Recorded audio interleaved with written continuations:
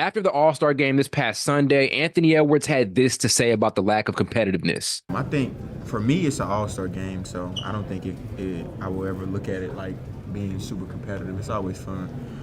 But I don't know what they can do to make it more competitive. I don't know. I think everyone looks at it. It's like it's a break. So I don't think nobody want to come here and compete. So obviously, as fans, we've been wondering what the central reason has been behind the lack of competitiveness during the All-Star game. Since like the mid-2000s or early 2010s, there's been a steady decline in the lack of effort that players are giving throughout the game. Best way to put it, the vibe of the All-Star game is the exact same vibe as a celebrity game, just with much better players. And look, I'm not going to act like since then we haven't gotten some really good games. For example, 2018 was a very competitive All-Star game. It went down to the wire and came down to the last shot in the fourth quarter. Then there was 2020. That was probably the best All-Star game we got in a decade. And the theme in both of those games is the league decided to go with a completely different format to try to make the games more competitive. And for those two games, it worked. Issue is that even with those format changes, we still saw a lot of inconsistent efforts in the games that followed those ones I just mentioned. So another example, after 2018, we got the 2019 All-Star game, which followed a very similar format. And that was one of the worst All-Star games of the past 6 seasons. The 2020 game was great, as I just mentioned, but 2021, 2022, 2023, and 2024 have not gotten to that same level of competitiveness. Now, 2022 may be a bit of an exception.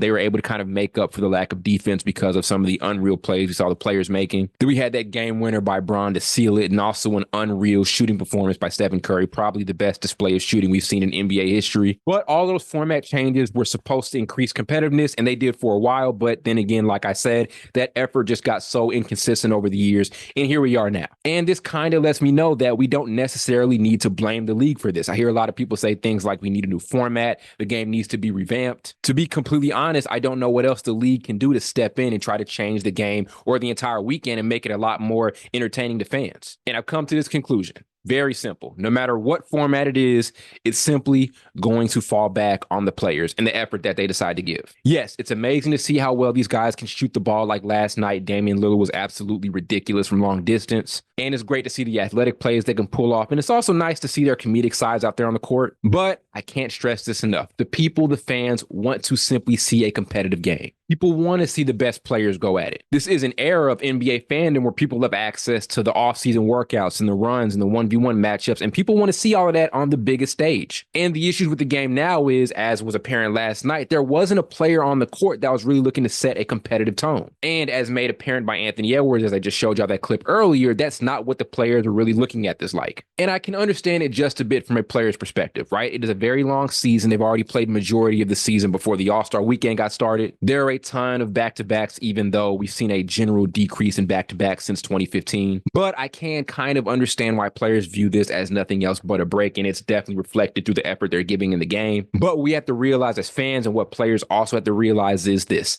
All-Star weekend is as good as the players decide to make it. We can talk about formats and all of this different stuff, but as long as the NBA's best don't really buy in, then it isn't going to get any better. Another example, the dunk contest. The dunk contest will never truly be quote-unquote saved unless superstars are participating and going at it. Hell, remember when the 1v1 during All-Star weekend was an entire idea?